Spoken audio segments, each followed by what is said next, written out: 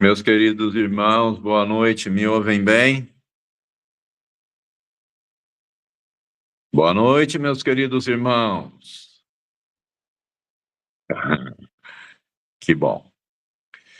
O tema que eu separei para essa noite, o tema que eu separei para essa noite é o tema sobre o quão fácil é começar qualquer coisa na nossa vida, não? E o quão difícil é terminar. Essa semana eu estava fazendo uma reflexão exatamente sobre este assunto. Nós temos muita facilidade em começar as coisas e muita dificuldade em terminar as coisas, principalmente na nossa caminhada com Deus. Quando a gente lê 2 Timóteo 4:7, a gente vê que Paulo disse: combati o bom combate, acabei a carreira, guardei a fé. Que interessante, não? Ele não diz, comecei a carreira, sonhei com a carreira, planejei a carreira, tentei correr a carreira. Não. Ele diz, acabei a carreira. A vida cristã não é uma corrida de 100 metros. Nós todos sabemos disso. É uma grande maratona. O problema da maratona nunca é a largada. Na São Silvestre, por exemplo, que existe no Brasil todo ano, no final do ano, todo mundo larga. E mais ou menos no mesmo lugar. O problema está lá na linha de chegada. Cruzar a linha de chegada. Existe uma diferença muito grande. Porque quando nós começamos, normalmente nós estamos tomados pela emoção do começo. E a disciplina da continuidade. Esse é o grande desafio. A emoção sempre nos faz começar. Um namoro, por exemplo, não é? A disciplina nos faz terminar. Muita gente vive de emoções, inclusive dentro das nossas igrejas, que hoje em dia trabalham muito a área das emoções para levar o cristão à emoção. É importante emocionar? Se não fosse Deus, não teria criado as emoções. Mas nós nunca podemos perder de vista a racionalidade, né? Pouca gente vive a racionalidade e pouca gente vive de compromisso. Por isso, tantos inícios e tão poucos finais. Isso é um problema muito sério, porque a vida passa, né? E Satanás não se importa tanto com o seu começo, nem com o meu. Ele teme, sim, o nosso final, o seu final. Isso ele teme. O diabo não ficou preocupado quando Noé começou a construir. Moisés começou a liderar e Neemias começou o muro. Não. A preocupação do diabo não era com o início destas grandes obras. O inferno ficou preocupado, sim, quando percebeu que aqueles homens não iam desistir. Noé, durante décadas, construiu a arca. Mais de 250 anos levou para construir a arca.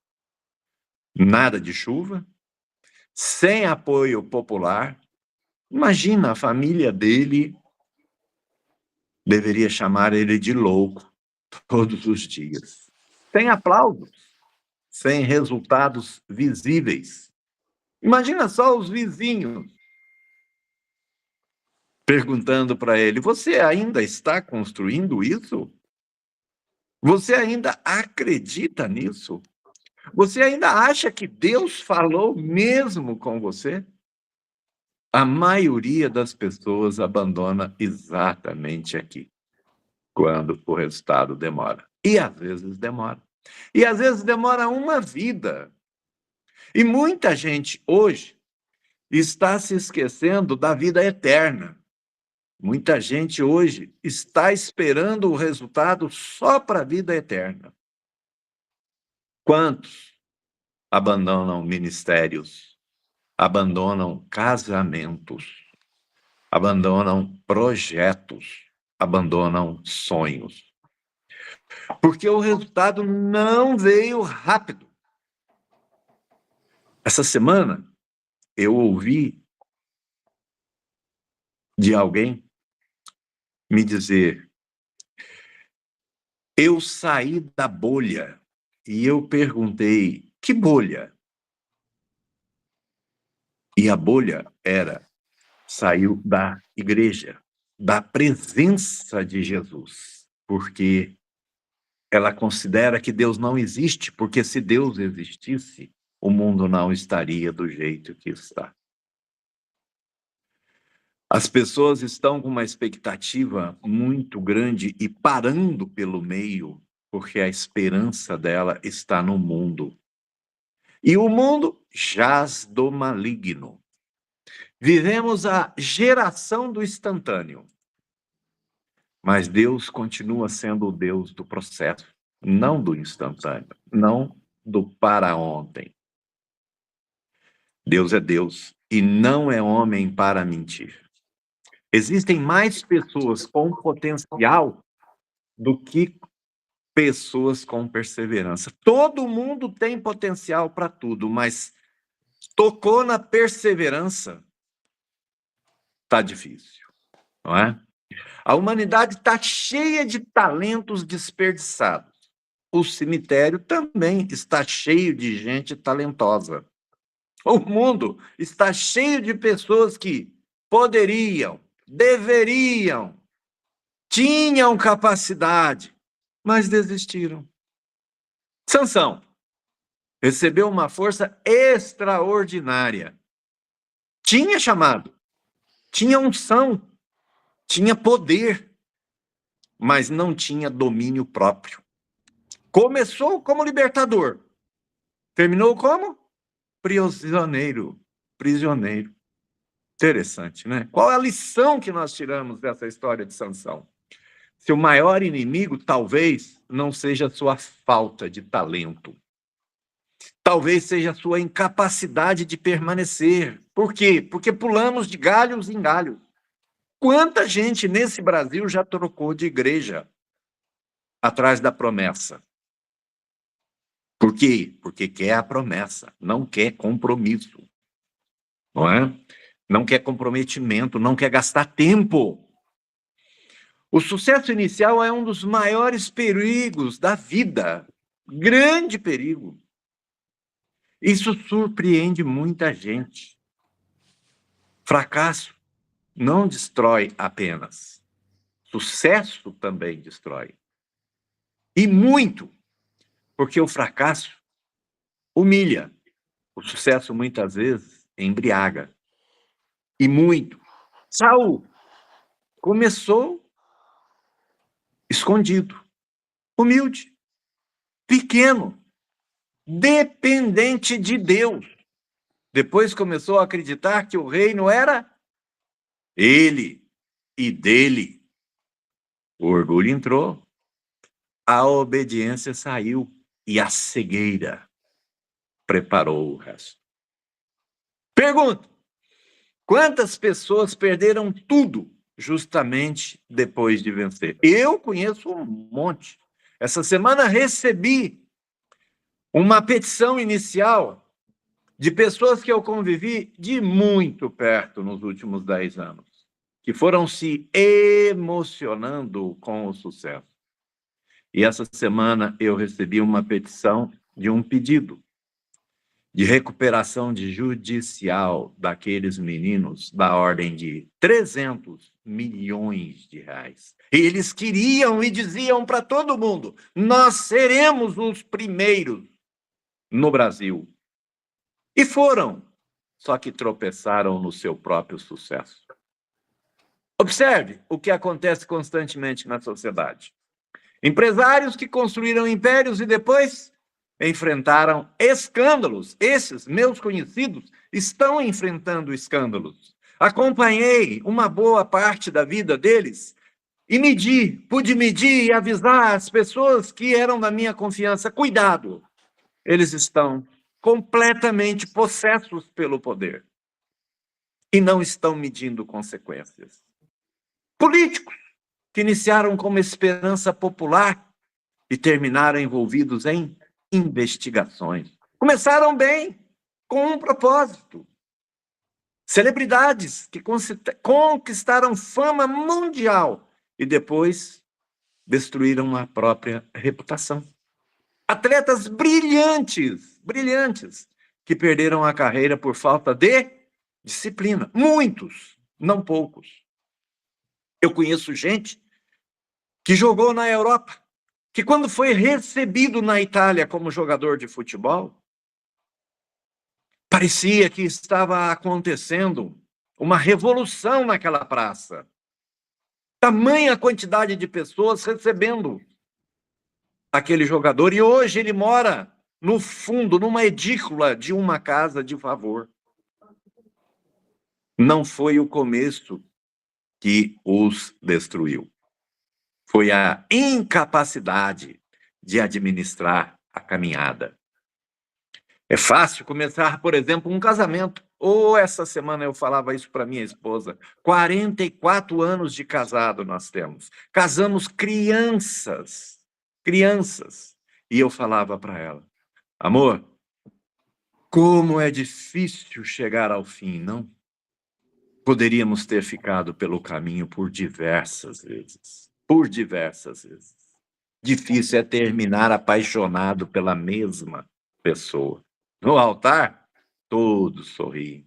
Anos depois, aparecem as diferenças.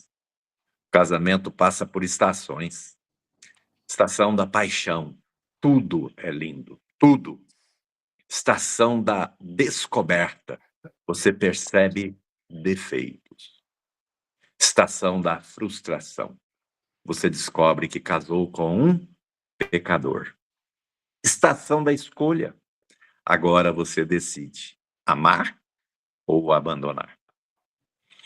O amor maduro nasce quando a emoção acaba e as pessoas hoje estão se casando porque estão apaixonadas. Às vezes, nem um ano de namoro. Não esperam a estação da escolha. Pensam que paixão já é uma escolha. E não é. É fácil ter filhos. Difícil é formar o caráter dos filhos. Muitos pais querem filhos bem-sucedidos. Deus quer filhos íntegros. Olha o exemplo de um profeta. Ele conseguiu administrar o templo de Deus, não conseguiu administrar a sua própria casa, os seus próprios filhos. Uma pergunta muito dolorosa. Você está construindo patrimônio para seus filhos ou identidade? Muitos estão construindo patrimônio para os filhos. Identidade? Nem sei o que significa isso. Ele vai se formando na medida em que ele for crescendo no mundo. Porque patrimônio sem caráter geralmente vira tragédia. É fácil começar na fé. Difícil é não esfriar. Jesus contou a parábola do semeador. Todos nós conhecemos. Alguns receberam a palavra com alegria. Mas quando surge perseguição, surge problema, surge tentação, abandono, tudo nos leva ao esfriamento. Por que nós nos esfriamos? Porque nós estamos focados só no resultado e não na caminhada. A maior prova da conversão não é o choro do primeiro culto. Não. É a fidelidade. 20 anos depois. Isso é uma verdadeira prova da conversão. E 20 anos vão se passar. É muito fácil receber poder. Difícil é manter a integridade, chegar ao fim. Porque o poder, ele sem dúvida nenhuma é um revelador. O poder não cria caráter. O poder revela caráter. Hoje, nós estamos vivendo numa sociedade que cobra muito todos os políticos.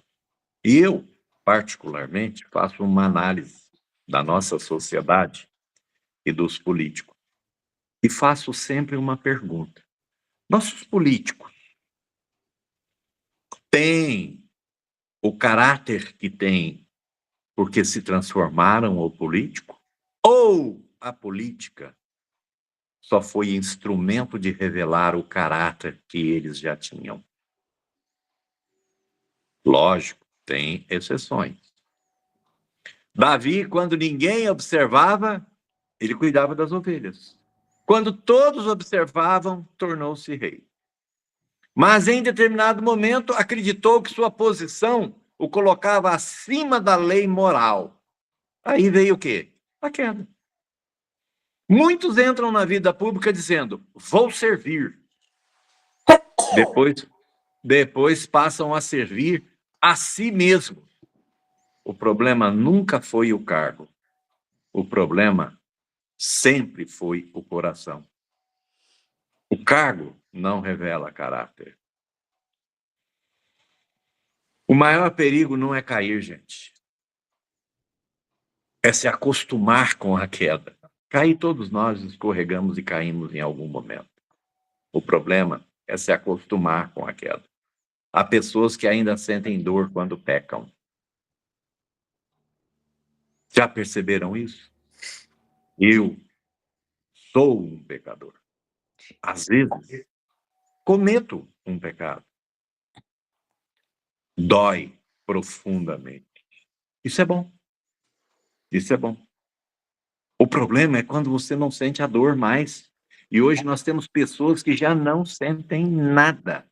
E isso é extremamente perigoso. Quando a consciência deixa de incomodar, o coração está endurecido. Alguns terminam ricos, outros falidos. Parece contraditório, né? Mas não é. Há gente que ganhou dinheiro, mas perdeu uma coisa extremamente preciosa, a família. Há gente que ganhou fama, mas perdeu uma coisa extremamente preciosa, a alma. E hoje todo mundo quer fama. Todo mundo quer ter 1 milhão de curtidas no Instagram. Mas ninguém está se preocupando com a alma. Há gente que ganhou posição, mas perdeu uma coisa que não se pode perder na vida, a honra. Jesus perguntou: que aproveita ao homem ganhar o mundo inteiro e perder a sua alma? Essa pergunta continua sem resposta melhor. Que aproveita ao homem ganhar o mundo e perder a sua alma? Muitos estão loucos para ganhar o mundo. Nós temos assistido na mídia quanta queda, quanta perda da moral, da honra. Como justificar isso diante dos seus filhos, netos, amigos? Como? Jesus é o único exemplo perfeito de quem terminou. Realmente. Abraão falhou, Moisés falhou, Davi falhou, Pedro falhou, todos falharam, mas Cristo não. Cristo não falhou. Cristo permaneceu. Cristo não só largou, ele chegou na linha de chegada. Teve medo, teve dor. Quando chegou a hora da cruz, ele não voltou atrás, não desistiu, não negociou, não abandonou, não fugiu. Teve dor. Pediu, inclusive, ao Pai que, se fosse da vontade do Pai, que ele fosse poupado. Mas ele ouviu e seguiu o propósito, o plano do Pai. E pôde chegar ao final e dizer: está consumado. E aí? Será que nós estamos caminhando para chegar no final e dizer que está consumado? Será que nós poderemos dizer, assim como Paulo disse lá em 2 Timóteo 4:7, combati o bom combate, acabei a carreira, guardei a fé. Será que o mundo em que nós estamos vivendo, as pessoas que nós estamos convivendo, são verdadeiros caminhos para nós chegarmos ao final e dizer que tudo está consumado segundo a vontade de Deus? Nós precisamos, meus queridos irmãos, refletir muito nesta palavra. Imagine que hoje fosse escrito o último capítulo da sua vida. Reflita um pouquinho. Feche os seus olhos.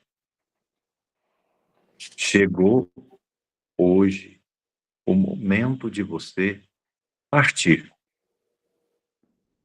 Qual seria o título? Começou bem e desistiu? Sonhou muito e realizou pouco? Prometeu muito e cumpriu pouco? Falou de fé e abandonou a fé? Ou combateu o bom combate? Acabou a carreira? Guardou a fé? Precisamos refletir. Vida com Cristo é algo muito sério. Vida com Cristo não é emoção. Não é emoção. Nós podemos e vamos, muitas vezes, nos emocionar na presença de Deus. Mas vida com Cristo é uma caminhada com Ele. Todos os dias. A todo momento. Vida com Cristo não se consome no culto. Vida com Cristo não se consome em ir ao domingo à igreja. Vida com Cristo é uma caminhada diária, a todo tempo, a todo minuto, a todo segundo. Porque no fim da vida não será de maneira alguma o início que Deus examinará. Deus vai examinar a fidelidade da caminhada. A fidelidade da caminhada. A Bíblia deixa isso muito claro. Não basta entregar a vida para Jesus. Não basta. Tem que continuar a caminhada até o fim. O céu está cheio de recompensas para quem perseverou. E a eternidade será o lugar onde Deus honrará, sim, aqueles que permaneceram. As pessoas estão confusas. Tem que permanecer. Eu entreguei minha vida para Jesus, mas eu desviei, mas eu entreguei um dia minha vida para Jesus e creio que Jesus me salvou.